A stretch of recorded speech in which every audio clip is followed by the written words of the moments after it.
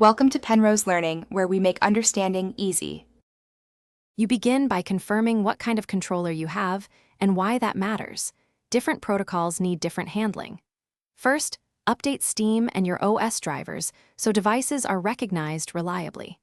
Plug in a USB cable for a wired session or activate Bluetooth on your PC and controller for wireless pairing. Once done, open Steam and navigate to Settings Controller to prepare Steam input. This fast start avoids wasted steps and gets you to pairing quickly. Next, go into Steam's controller settings to declare support for your device. Enabling the right profile tells Steam how to map buttons. Check the matching configuration boxes, Xbox, PlayStation, or generic, and allow Steam to install controller support packages automatically.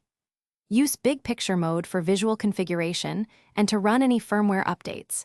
It exposes calibration tools and button mapping previews. Make sure Steam input is enabled for games you'll play. This ensures proper behavior across titles. Finally, pair or plug in the controller and verify Steam recognizes it.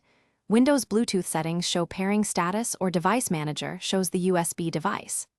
Open Big Picture and run the controller configuration tester to confirm buttons, sticks, and triggers report correctly. If inputs are off, remap them in Steam input. If nothing works, restart Steam and the PC, try a different USB port or cable, reinstall controller drivers, and disable conflicting apps. These steps resolve most connectivity issues quickly. Thanks for watching. If this was helpful, leave a like and consider subscribing. See you next time.